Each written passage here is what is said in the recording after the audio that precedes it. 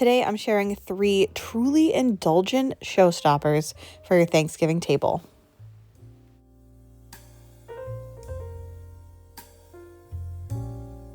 For this first casserole, I am sharing basically one that we cannot have Thanksgiving without. I mean, I guess all 3 technically we can't have Thanksgiving without, but this is my mom's green bean casserole. She's been making it my entire life. And I look forward to it every year, and I have multiple servings, and it's just the best thing ever. And anyone who has tried it, even people who like hate green bean casserole, have been like, this is delicious. This is amazing. So we're not gatekeeping it anymore. I'm going to be sharing it, and I'm super excited because it's so good. So you want to start with 3 tablespoons of butter in a pan and melt that. And then we're going to add in 2 tablespoons of flour. So basically making a roux. And you want to stir this constantly for about 3 minutes until it gets all bubbly like this. This is how you know that it's like ready and mixed up. And then I've got 12 ounces of frozen cut French green beans. It's super important that these are frozen ones. They taste different than the can. And then I'm just cooking them according to package instructions in the microwave, and I'm going to drain them off in a minute.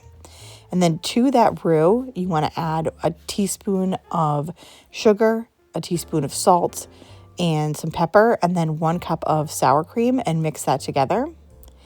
And then I'm going to add those defrosted green beans into that mixture. Mine actually didn't fully defrost, but it's not a big deal because I'm making mine ahead of time. You can make it the night before, put this in the fridge, and then cook it after your turkey comes out or whatever you're cooking for your holiday meal. So it's kind of designed to be make ahead, which is amazing because I hate kind of cooking while other things are going on, like on the holiday. I love to have everything made ahead so I can actually spend time with the guests and just have a really nice time with family. So you want to add in those drained green beans to that sour cream mixture and just make sure that those are nice and coated. Now, this single recipe covers basically a 2-quart container, so it's not necessarily a 9 by 13. If you need to do something larger, I would do double the recipe for sure. Although this is very filling, so you don't need a ton of it. We're going to pour the filling right into the bottom of a casserole dish. And then add 2 cups of shredded cheddar cheese over the top. You can go crazy and add more if you want. And we always use the orange cheddar cheese. It's just what's been done. So I say, wait, this is my mom's casserole. She makes it, and she makes it with the orange cheddar cheese. And I feel like it's been done for so many years a certain way that you, like, a lot of times I'm like, it's okay, use what you have. On this one, do not. Just buy what you need to buy to make the casserole perfect because it's been perfected for almost 40 years and it's so good. And then this is an important ingredient too. So I took 1 tablespoon of melted butter and I mixed it with a half a cup of cornflake crumbs. You can take cornflakes and crush them up, but they're not going to be as good or the same. We've tried it. It is a little difficult to find. It's a box and it says cornflake crumbs from Kellogg's. It's very specific. In order to find mine, I actually went on Instacart and I searched for it, and then I was able to find the store that carried it. So maybe if it's difficult for you to find, you can do it that way. And like I said, you can, and we have in the past, or I would say we, like I've done this. My mom does this. My mom has found them or crushed them when push comes to shove, but we like the crumbs themselves more.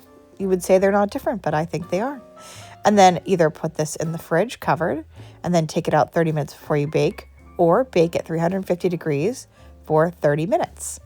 And it is bubbly at this point. It's perfect because you can take the turkey out and rest it and cut it while this is baking. And it turns out absolutely phenomenal. Like I said, everybody, even people who don't like the traditional green bean casserole, are going to love this. Like I said, I didn't really mention exactly, but it's not made with cream and mushroom soup. You're making your own like soup mixture basically with that sour cream. So it's a totally different flavor, and I think it's a little bit better. And then you're not even using the French onions. I know some people are like, I gotta have the French onions. I would really recommend that you try the cornflake crumbs because they're incredible, and the cheese and everything. It is just the absolute perfect holiday side dish.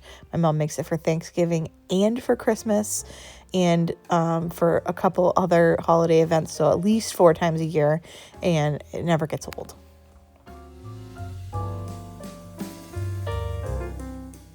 Next up, I'm making a pecan crunch sweet potato casserole. And this is not with marshmallows, so you can get your theme here where we're kind of doing things a little different than the traditional, but I would say better. I'm going to start with 5 sweet potatoes and peel them and then kind of like large dice them, basically cut them into like quarters or eighths. And then we're going to cook them. I cook mine in the Instant Pot. I just put them covered with water and I do them for 3 minutes on high pressure and then do the instant release. And actually this cooked potato is better than anything I've ever used. Like before I used to boil them and then I'd put them through a ricer so that they were perfect. Now I just do them in the Instant Pot and I don't have to put them through a ricer at all. It's crazy. They're just perfectly mashed just with a hand masher. I don't know how it does it, but it's heaven. Obviously, if you need to boil them on the stove because you don't have an Instant Pot, that's totally fine. I did link my Instant Pot down below because I just love having extra appliances that I can use, especially on Thanksgiving or Christmas when things are like there's stuff in the oven and there's stuff in different spots. So the more help that I have, basically, they're kind of like my extra arms, my little helpers. The appliances do help. So while those potatoes cook, I'm just mixing up the topping. I have 1 cup of chopped pecans with a 1/2 cup of flour and a 1/2 cup of brown sugar. And then I've got a 1/2 stick of butter cubed. And I'm just mixing that in there with my fork. You can get in with your hands if you want to. You can also use a pastry cutter, but you want it to be kind of well mixed, almost like you would do for like the top of a like a crumble or a apple crisp. Then I'm just going to drain off those potatoes and set that crumble aside. That's actually a really cool gadget too. It's a strainer that sits over the sink and it folds up so it stores really flat, which is really nice. But then you can pop it out and you can strain either potatoes or noodles. I use it all the time because it just sits right on top of the sink, so I don't have to worry about, like, sometimes you're doing dishes, right? And like the bottom of the sink isn't like super clean. I don't like putting my strainer right on the bottom of the sink because that kind of eggs me out.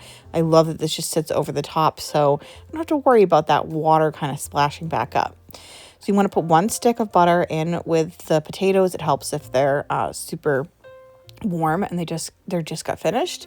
And then a teaspoon of salt, and just make sure that butter gets super melted. And then a 1/2 cup of either milk or heavy cream and a 1/2 cup of maple syrup. I would just use pure maple syrup, as well as a 1/2 cup of white sugar. You could also use brown sugar in this. I think that would be good too. And a teaspoon and a half of vanilla, and just get that mushed around. Then you want to add 2 tablespoons of flour. So my mixture was pretty thin, and I add the flour to kind of thicken it up, almost to like create a roux like we did with the other one. What causes the thinness is using the maple syrup, and I actually just prefer to use half maple syrup because it gives it tons of flavor, and then half sugar. The original recipe that I started with was Trisha Yearwood's sweet potato souffle, and she uses a full cup of sugar, so that is an option as well. I just really like the flavor of the maple syrup in it, and I just like that it's a more natural product, so anywhere that I can include those is better. Then we're going to add in 2 eggs. I do this last because I want it to cool down a little bit, and then I just want to mix them in really quickly because I want to make sure that they don't like cook on top of this because this is still warm. But honestly, at this point it's warm, it's not hot, so it's totally fine. And then we're going to pour the mixture into a 9x13 pan and just make sure you get it all in there, and we'll cover it with that crumble topping. And then I do find, especially with the maple syrup, that this is best if it sits overnight because it kind of sets up. So let it sit overnight covered. And again, this is going to be great because you don't have to do any work on the day of. And then uncover and let it sit on the counter for 30 minutes before you bake it. And then bake it at 350 for 40 minutes. So you can bake this right alongside the green bean casserole if you want to do that. And it's just going to cook for a little 10 minutes longer, but not a big deal. It'll be the perfect time to, again, take that turkey out, let it rest, and put this in. These are also going to be great Friendsgiving side dishes. I make this for my Friendsgiving every year. Everyone looks forward to it, and they're like, "Are you going to make those sweet potatoes?" Because they are so delicious. They're just not the traditional marshmallow ones, which, I mean, if you love those, go for that. That's fine, but this is something that's a little special. I especially like that once you cook it, it creates this, like, it really does create like this crispy crunch topping on top of it. And even my husband, who he said he's like actively avoids the sweet potatoes because he's like, I'm not going to have marshmallows like on my food, whatever. I don't know. picky, but he tried this and he's like, he like admitted, he's like, I've avoided this for years because I thought it was going to be like the marshmallow one. And he's like, it's actually really good. And I will probably eat it every Thanksgiving from now on. So, don't be afraid. This is different and this is honestly better.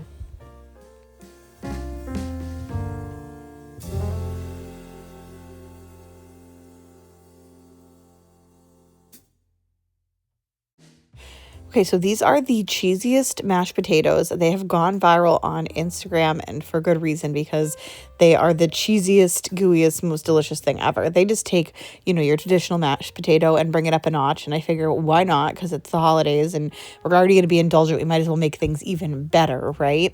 We're starting with 5 pounds. I have white potatoes because that was what was on sale, but you could also do yellow potatoes for this, and we're going to peel and cube them, and then do the exact same thing that we did with the sweet potatoes. Put them in your Instant Pot, cover them with water with a teaspoon of salt, and we're going to cook them on high pressure for 3 minutes and then instant release and drain them. And then while that's cooking, get your cheese grated. So I need 3/4 of a cup of Parmesan cheese, about 2.5 cups of mozzarella cheese, and a cup of cheddar. Is it Jack or Monterey Jack cheese? It's the white and orange one. I like the fresh shredded for this because it just melts up so good. There's no added caking agents or anything like that. Totally worth it to just shred your own here. And of course, with every recipe, this comes with, like a story of like how it came to be. So this is every year my mother-in-law makes giadas mashed potatoes, and they're nice because you can make them ahead, and that way we cook them in the oven kind of, with the same theme of the rest of these.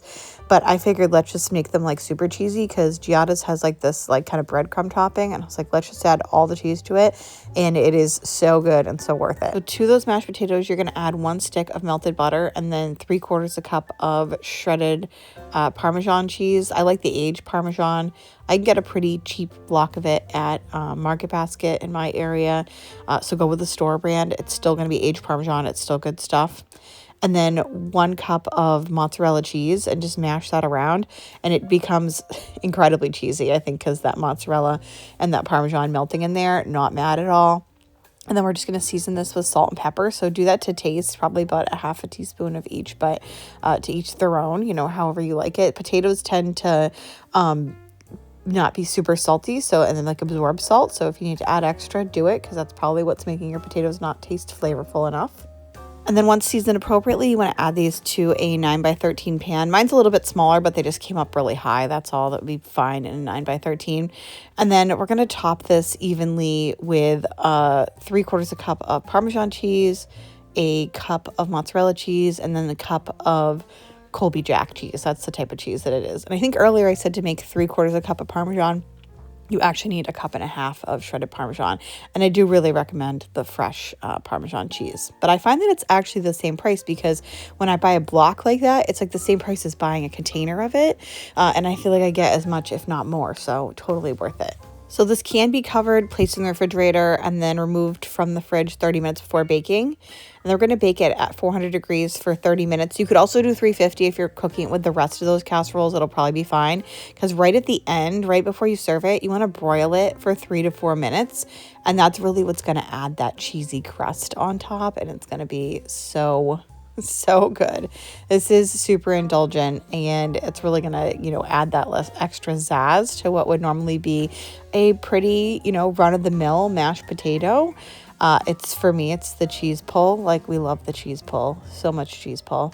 I hope you love these recipes, and some of them maybe make it to your holiday table or a potluck. And, if you want to keep the inspiration going, check out this next video. Like you.